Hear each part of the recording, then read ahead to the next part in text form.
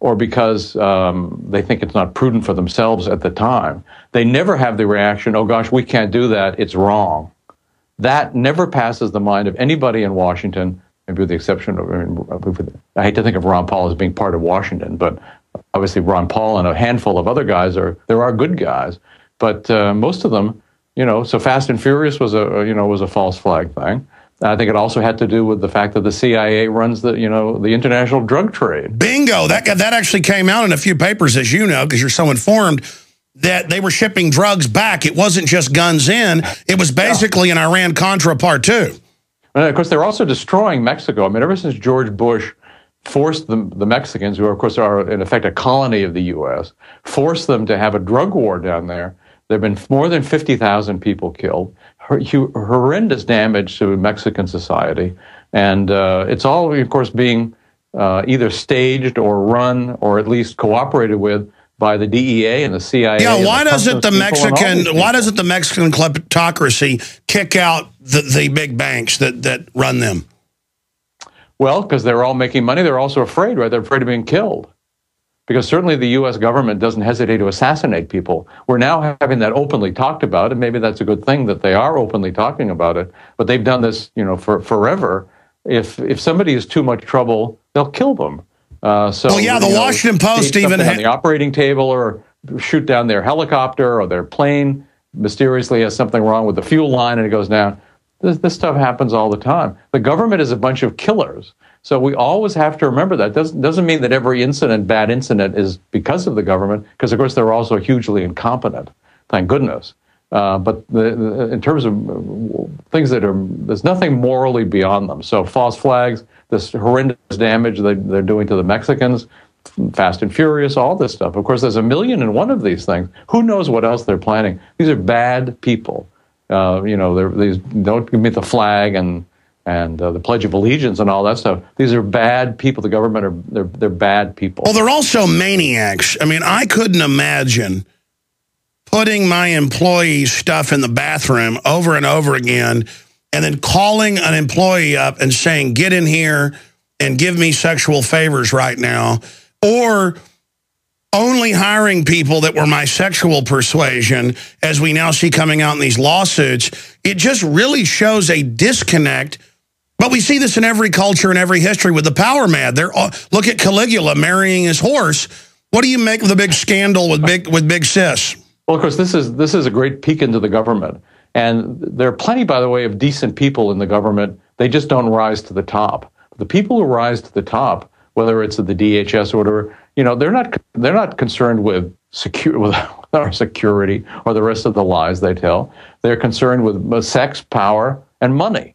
So those are the three things that motivate the power elite and the people in the government, the people at the top of the government. So this is not just DHS. This is the whole government. This stuff happens in the Pentagon. It happens in the CIA. It happens at the FAA. Go down the whole alphabet from hell.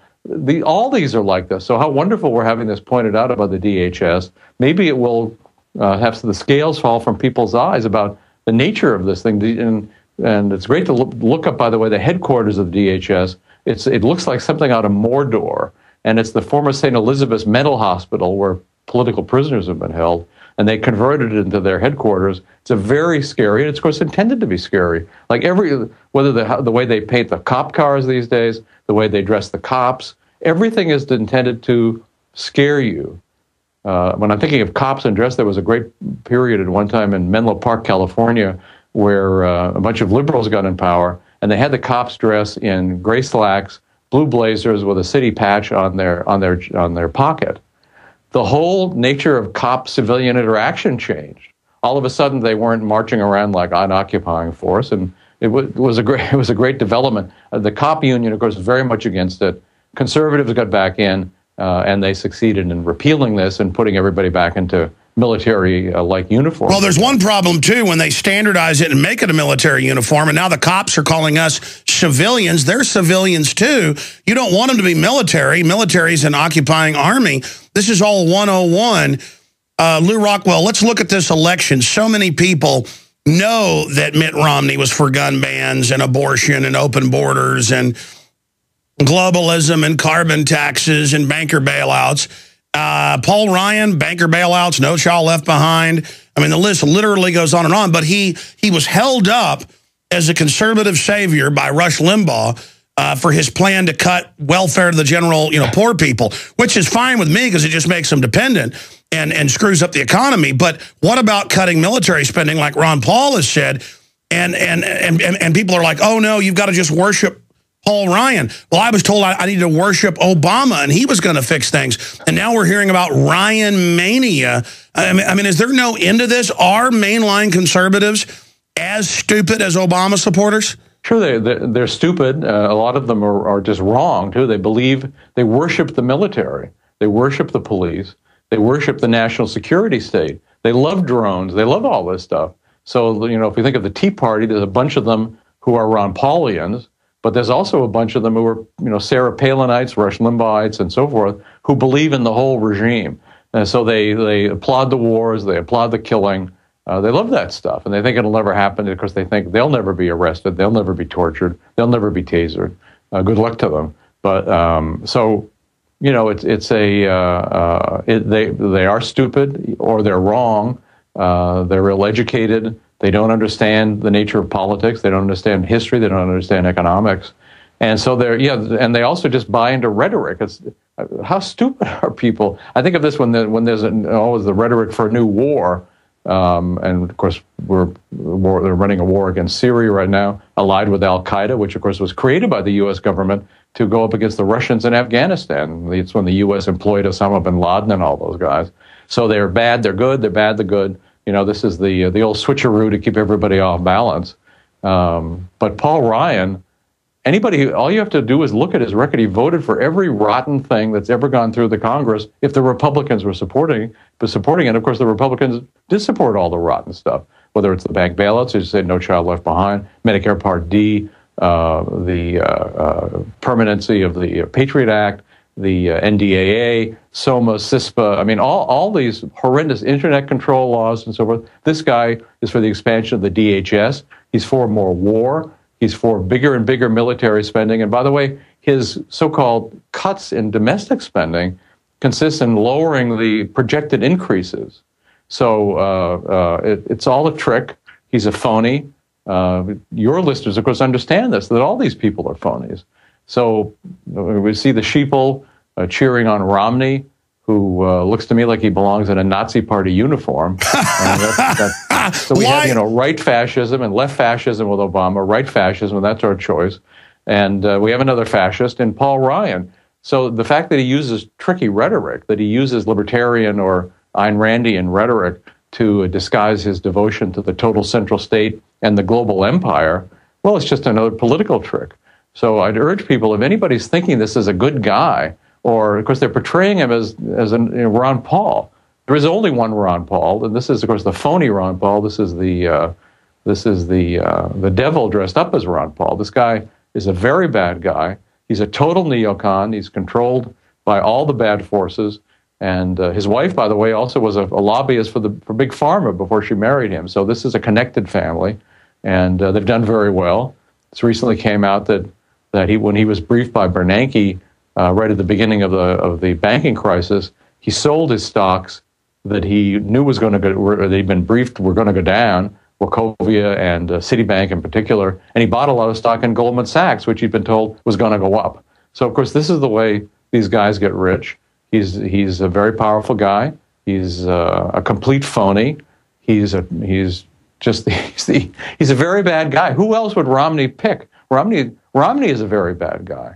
Well, Romney's yeah, talk about phony. For torture, concentration camps, everything. These are very bad men. Well, no, Romney will do Biden and Obama.